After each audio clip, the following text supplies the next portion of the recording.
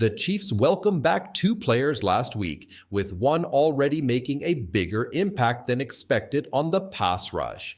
This boost is only going to help the defense as the season continues. Plus, another key player is close to returning, which will strengthen the offense as well. With these reinforcements, the Chiefs are peaking at just the right time as they head into the final stretch of the season. Let's break it down. But first, how about those Chiefs? Now, on to some roster moves. Andy Reid shared some updates during his press conference. Kicker Spencer Scheider has been placed on injured reserve, and the Chiefs are promoting Matthew Wright from the practice squad to the 53-man roster. Scheider was signed by the Chiefs after Harrison Butker went on IR back on November 15th.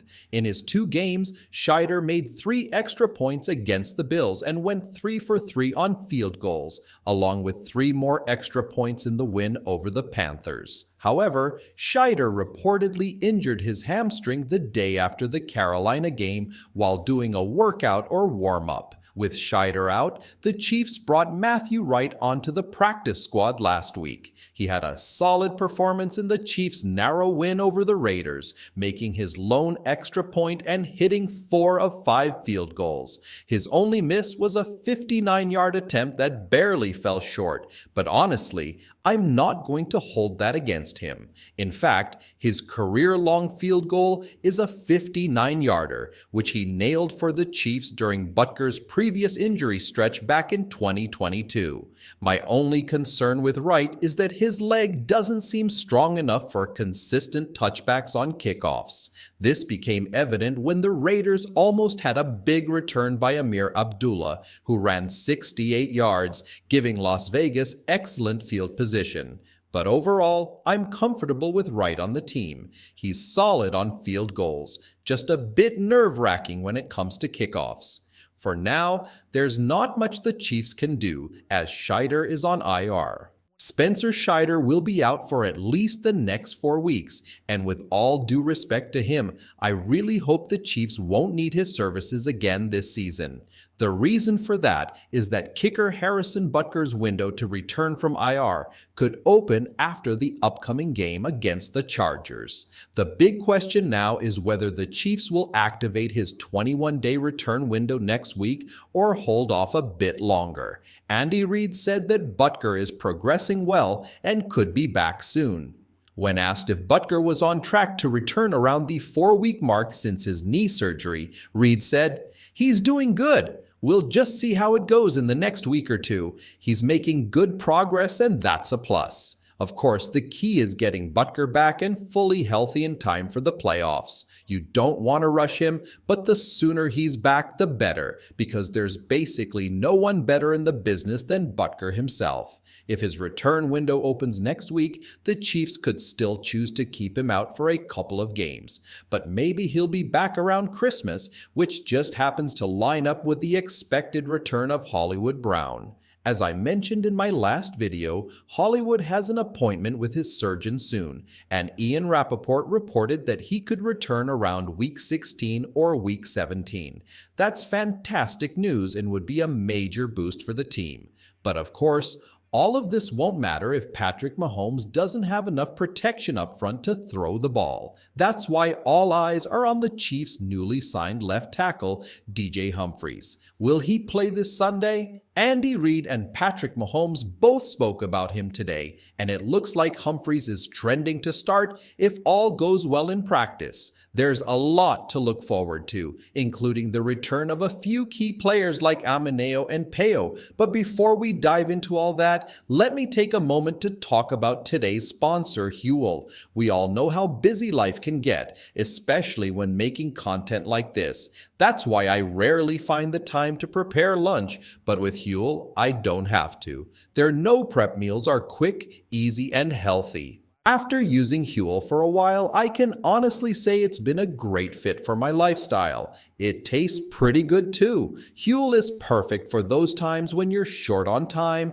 on the go, or away from the kitchen. All you need is some cold water, 2 scoops of powder, shake it up, and you've got a nourishing, convenient meal in seconds. I personally love Huel's Black Edition, which is a low-carb, high-protein meal with 40 grams of protein and 27 essential vitamins and minerals. It's plant-based, gluten-free, and contains no artificial sweeteners.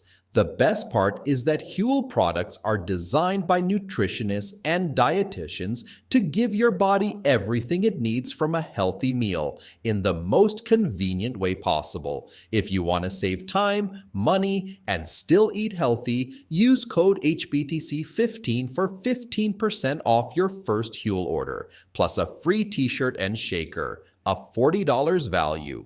That's HBTC 15 for 15% off your first order. Check out the link in the description below. Remember, living a busy life doesn't mean you have to compromise on your health, so give Huel a try today. Now shifting gears, before I dive into some exciting news about the defense, let's talk about offensive tackle DJ Humphries. Andy Reid was asked today whether Humphries could start this Sunday night against the Chargers. Reid said that the Chiefs are first focused on seeing how Humphries performs in practice and how he feels. They'll be taking it day by day, which is what Reid always says. But Humphries did take snaps last week, and they're ramping things up this week. Based on how he progresses, that'll help determine if he's ready to play this weekend. If Humphries isn't quite ready, Reid mentioned that they could move Kadarius Toney back to left tackle, or they could stick with Wiley, who's still available. Now, I do want to quickly mention that while Wiley has had some struggles this season, and we can see that when we watch the games, he's also been in some tough spots. He's not faring well when left on an island, which is why even an average or slightly above average performance from Humphries would make a huge difference for this offense. So while Wiley is struggling, we also have to keep an eye on Jawan Taylor, who's up next. When it comes to the offensive line, let's talk about Jawan Taylor. Honestly, he's not playing bad football, but the issue is the combination of his mistakes and penalties. In the NFL, those penalties can really add up. If Taylor can clean up his pre-snap penalties especially, it will make a huge difference on the right side of the line. The problem is, he tends to line up too far back and then moves early, which leads to illegal formation calls and false starts. This has been a consistent issue for him. His deep dropbacks also seem to be putting extra pressure on Trey Smith, who has given up 21 pressures this season, while Joe Twine has allowed just 8. It's a real bummer, especially since it seems like Taylor's deep dropbacks are contributing to Smith's struggles. Also, Taylor currently has the worst run blocking grade on the team, second only to Wiley, so the right side of the line definitely has its flaws. However, the key issue for the offense right now is the protection on Mahomes' blind side. We all know Mahomes can see what's happening in front of him, but when he drops back, he can't see the blind side, which is why it's so important to fix the protection there. That's the most critical issue for the offense at the moment. Despite these struggles, Mahomes doesn't believe the left tackle play is bothering him too much. He's played with these guys before and trusts them. When things break down in the pocket, Mahomes does what he does best. He makes plays. That's his mindset, and he's not too upset about it. I mean, don't get mad at me, okay? This is what Mahomes said himself during his presser today. He's a nice guy, media trained from a young age, and isn't going to throw anyone under the bus. But let's be honest, his frustration with the O-line was pretty obvious last game, especially when he slammed the football after taking another sack in the red zone late in Friday's game. Mahomes did clarify that his frustration in that moment was less about the sack itself and more about the missed opportunities inside the 20-yard line. The Chiefs were just 1 for 5 in the red zone that day, and Mahomes felt like there were open guys on that drive. It was a big moment in the game, and when they didn't execute properly, that's what really got to him. I mean, he was sacked almost immediately, so maybe holding onto the ball for just a second longer on the left side could have helped. But either way, if Humphries plays, that should help the situation. I'll get back to DJ Humphries in a minute, but let's focus on what Mahomes had to say about him. Mahomes mentioned that he's been really impressed by Humphries, especially with the work he's been putting in during his short time with the team. And then Mahomes added something interesting. He's hoping DJ will be ready to go as soon as possible. When you combine Mahomes' comments with Andy Reid's answer in his press conference, it's easy to see why some, including Pete Sweeney from Arrowhead Pride, are getting the impression that Humphries will start on Sunday night against the Chargers. Of course, this all depends on his health and there being no setbacks, but if DJ's knee, considering his torn ACL and everything, is good to go, and there are no major concerns, then tell me in the comments below, what's the harm in having him out there instead of Wiley or Kingsley Swamata? Sure, there might be a miscommunication or two, but honestly, I'd rather take that over getting burned in a split second like an egg on a sidewalk during a hot California summer. Don't forget, when Humphries spoke at his introductory press conference, he said he was ready to get out there and play as soon as the coaches gave him the green light. So coaches, please give him the go-ahead for Sunday. The team needs a boost in left tackle play, even if it's just a small one.